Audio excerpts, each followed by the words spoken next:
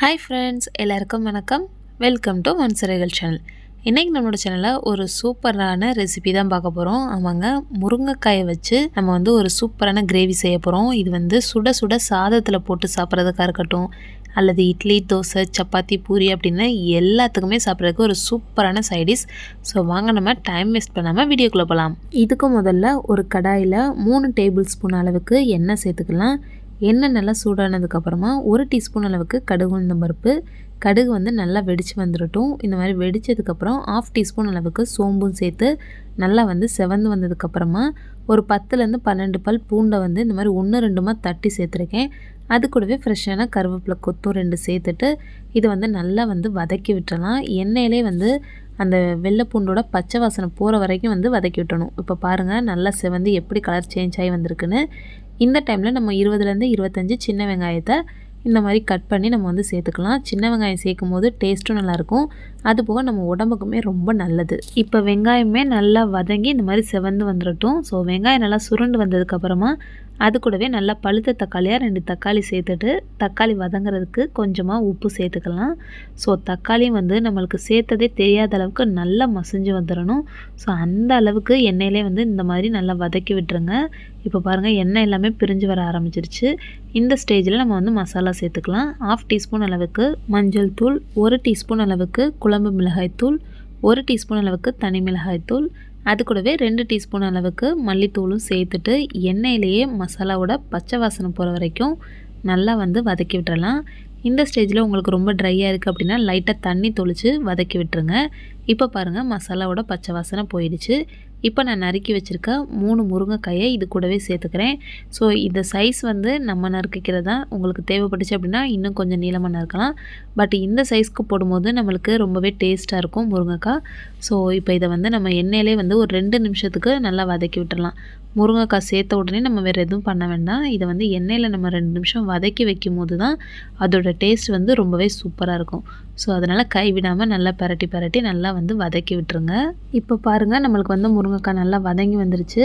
இந்த ஸ்டேஜில் நம்மளுக்கு முருங்கைக்காய் வேகிறதுக்கு தேவையான அளவு தண்ணி சேர்த்துக்கலாம்.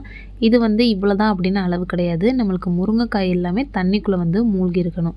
ஸோ அந்த அளவுக்கு மட்டும் நம்ம தண்ணி சேர்த்தோம் அப்படின்னா சூப்பராக இருக்கும். இப்போ பாருங்கள், நம்மளுக்கு தண்ணி இந்த அளவே போதும்.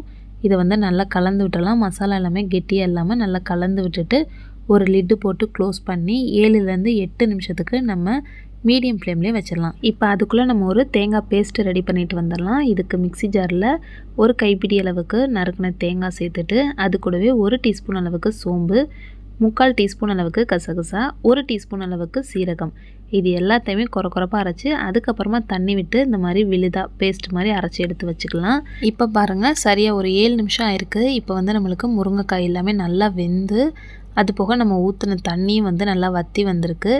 இதில் நம்ம முருங்கைக்காய் எப்படி வெந்துருச்சு அப்படின்னு கண்டுபிடிக்கலான்னு பார்த்தீங்கன்னா, இந்த மாதிரி முருங்கைக்காயில் கீரல், அதாவது வெடிப்பு வந்துடும். ஸோ அந்த மாதிரி ஓப்பன் ஆக ஆரம்பிச்சிடும். இந்த மாதிரி ஈஸியாக ஓப்பன் ஆகிடுச்சு அப்படின்னாலே நம்மளுக்கு முருங்கைக்காய் வெந்துருச்சுன்னு அர்த்தம். ஸோ இப்போ நம்ம இந்த ஸ்டேஜில் அரைச்சி வச்சுருக்க தேங்காய் பேஸ்ட்டை இது கூடவே சேர்த்துக்கலாம். சேர்த்துட்டு இதுக்கு இனிமேல் தண்ணி ரொம்ப ஊற்ற தேவையில்லை. ஒரு 1/2 கிளாஸ் அளவுக்கு தண்ணியை மட்டும் மிக்ஸி ஜார்லேயே ஊற்றி நல்லா கழுவி அது கூட சேர்த்துட்டேன். சேர்த்துட்டு இது எல்லாத்தையுமே நல்லா கலந்து விட்டுறலாம். நம்ம எதார்த்தமாக சாம்பாரில் ஒரே ஒரு முருங்கைக்காய் போடுவோம். ஸோ அதுக்கே சாம்பார் சூப்பராக ஜம்முன்னு வாசனையாக இருக்கும். இதில் நம்ம ஃபுல்லாகவே முருங்கைக்காய் வச்சு தான் செய்கிறோம். ஸோ அதனால் டேஸ்ட் நம்ம சந்தேகமே பட வேணாம், ரொம்பவே டேஸ்ட் அட்டகாசமாக இருக்கும். ஸோ கண்டிப்பாக நீங்கள் இதே மாதிரியே ஒரு தடவை செஞ்சு பாருங்கள். இப்போ இது எல்லாத்தையுமே நல்லா கலந்துட்டு நம்ம தேவையான அளவுக்கு உப்பு சேர்த்துக்கலாம். நம்ம ஏற்கனவே தக்காளி வதங்கும் போது உப்பு சேர்த்துருக்கோம். ஸோ அதனால் பார்த்து சேர்த்துட்டு நல்லா கலந்து விட்டுருங்க. இதில் நம்ம குழந்தைங்களுக்கு கூட வச்சு நல்லா ஊட்டி விடலாம். சாதத்தில் போட்டு அந்த முருங்கைக்காயோட விழுதை எடுத்து நல்லா சாதத்தோடு பிசைஞ்சு ஊட்டி விடும்போது அவங்களுக்கு ரொம்பவே ஃபில்லிங்காக இருக்கும். அதுபோக டேஸ்ட்டுமே ரொம்ப பிடிக்கும்.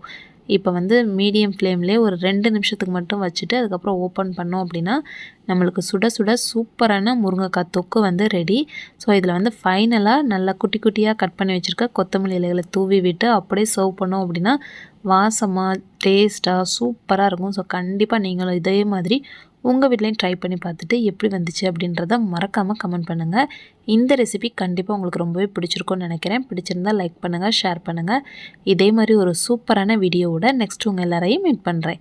தேங்க்ஸ் ஃபார் வாட்சிங்.